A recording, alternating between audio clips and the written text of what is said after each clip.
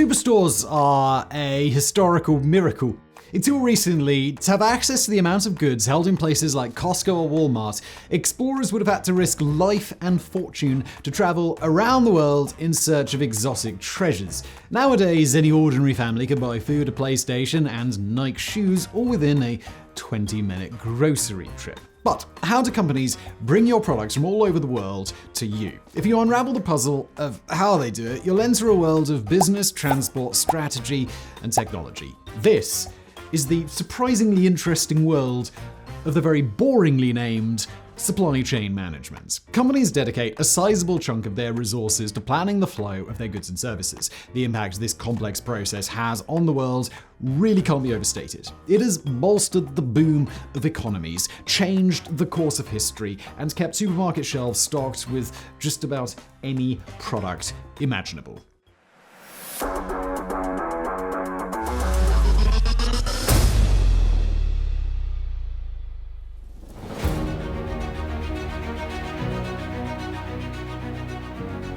The modern economy has no precedent. Never before in human history have so many people interacted so frequently and on such a global scale. Ancient empires from the Mayans to the Chinese made headway, expanding their economic influence and the scope of their trade, but compared to the economic scale of today, they were a joke. The typical pre-industrial revolution economy was like this. A farmer would cultivate wheat in his field. After harvesting, he would sell it to a local baker who would use it to bake his bread. Genius. The baker would then sell his bread to the local merchant who would then take it to the market. A villager would buy it and consume it soon after that, and thus was the pre-1900s economy. Goods and services mostly stayed local. It was all very simple. It wasn't until railroads came around that goods could be spread over longer distances regularly. The assembly line also helped expand supply chains by making products of consistent quality available on a large scale with high efficiency. Now those local markets were selling goods from neighboring states and even countries.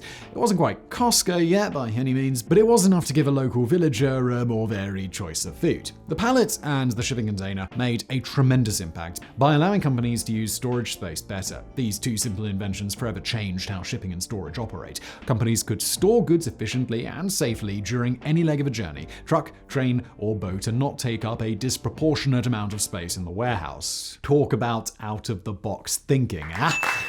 1960s, most land transport made the transition from rail to truck. New technology led to more efficient practices. Now, time-sensitive raw materials could be transported over longer distances. The era of globalization was off the rails and trucking along. The increase in goods being shipped and received made inventory a painstakingly laborious process. Imagine tallying all the products in a Walmart warehouse by hand. But, well, that changed with IBM's computerized inventory management system. IBM's software streamlined a tedious part of logistics and relieved warehouse managers around the world of carpal tunnel. Further digital developments continue to replace the error-prone parts of supply chain. This allowed businesses to focus more time and resources on developing profitable business strategies. Local markets evolved into grocery stores, stocking an ever-growing supply of products. The average consumer could now buy a world of food to have with their Wonder Bread. The 1980s rolled around, and besides neon clothes, fanny packs, and bushy permed hairdos, it brought the spread of personal computers. These allowed companies to use spreadsheets to track every aspect of their supply chain and to optimize their systems using risk management algorithms. After all, this was the 80s. Late shipments of perm kits would certainly spell disaster. Supply chain management stayed forever young, even as the trends it supplied faded and changed with the decades. Enterprising resource planning, or ERP, became the fresh prince of the business world. In the 1990s, these advanced systems allowed businesses to centralize information and improve communication between separate departments. Walmart was one of the first companies to capitalize on ERP. Their centralized planning and efficient supplying of their nationwide network of stores helped launch them into the ranks of the world's richest companies, while simultaneously gifting the world with countless America memes. In 1995, Amazon opened and Microsoft released Internet 1.0, ushering in the era of internet commerce. Shortly after, the manufacturing boom in Asia bolstered online shopping and introduced the world to a vast and weird array of consumer goods.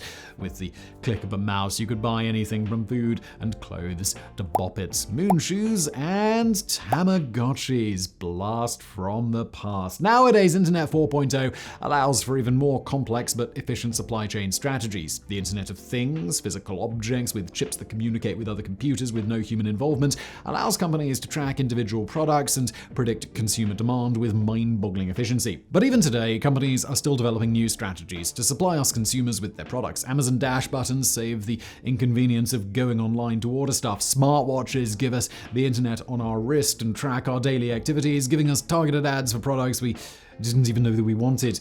At this point, only the most imaginative thinker can predict what the future holds.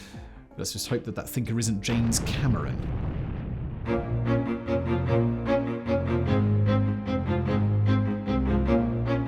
Boiled down to its basics, supply chain management is the centralized management of the flow of goods and services from origin to consumption. It's how superstores can make food, PlayStations, and Nike shoes available for you oh so easily. Before the Industrial Revolution, supply chains mainly stayed within local boundaries, as we mentioned. But for Walmart to stay stocked, it requires a level of planning and execution only a global corporation can manage. Just tracking the path of one of their products is pretty exhausting. Modern-day supply chain management looks something like this. A board of logistics professionals meet to plan out the quarterly need for their company's product. Let's say toilet paper. They lay out the groundwork for supplying stores with enough product to meet consumer demand. They find suppliers of materials that they need to make said toilet paper, who send said materials to their factories for production. The finished toilet paper is packaged and shipped to stores. Then let's say COVID-19 hits and people panic buy toilet paper. The logistics professionals meet again to adjust their algorithms and replan how to meet the new demands and, well, rinse and repeat. Each step of the process holds many systems that organize information and materials and an array of ever-developing technologies to make those systems practical. Each item you see in your supermarket is a product of the successful operation of these systems. Sony needs to plan how to get enough PlayStations in stores for the holiday season. Nike needs to maintain relationships with the suppliers and factories that make their shoes, and supermarkets need to manage the recall and disposal of expired food to avoid contamination and lawsuits. Even though it's often a single company's name on the product, the production process has many steps along the way involving dozens of other companies. There's a lot of work and logistics behind those stocked shelves. But as convenient as these systems of supply chain management are, they bring with them effects that prove both beneficial and detrimental.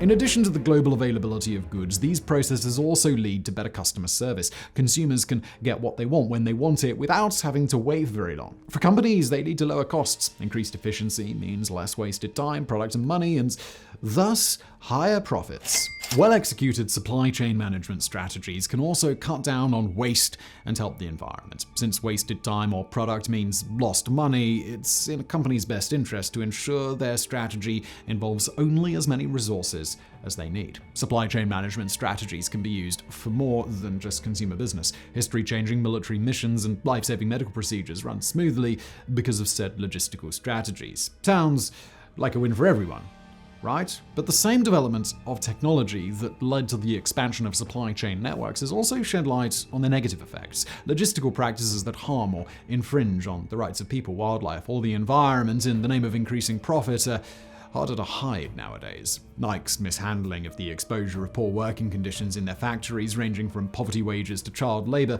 spurred a global boycott of their goods. For a company named after the goddess of victory, doesn't really sound like winning, does it? The growth of global supply chains has also led to widespread dependence on what some would call a fragile system. Disruptions to any part of a supply chain can have a detrimental effect on all the others. In 2004, an oil tanker ran aground in the Suez Canal, holding up the flow of international trade. A container ship holding a large stock of PlayStation 2s destined for Europe was part of the backup. This was weeks before the holiday season, and the hot gift that was, well, you guessed it, a new PlayStation 2. Sony chartered Russian cargo planes to get the consoles into stores on time, but the damage was already done. Santa could not give Europe enough PS2s. I don't think I've ever given thought to how much of a relief it is that nothing like that has happened since.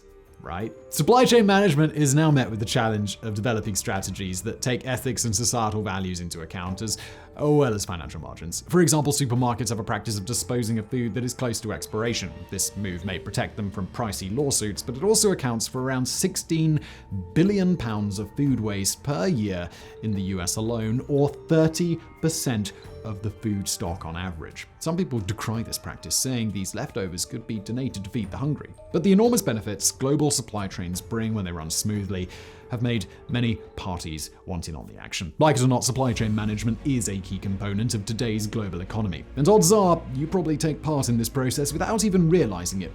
It's hard to come by a good or service that wasn't a product of global supply chains. These strategies and technologies have changed business practices, economics, and history.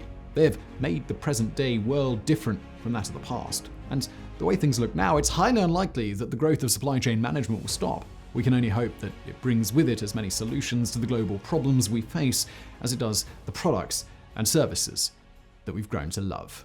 So if you really enjoyed this influential invention video, which is sort of a series we do, please do check out our other influential invention video on vaccines, all about their history. It's a good watch. It's linked on the screen now. And thanks for watching.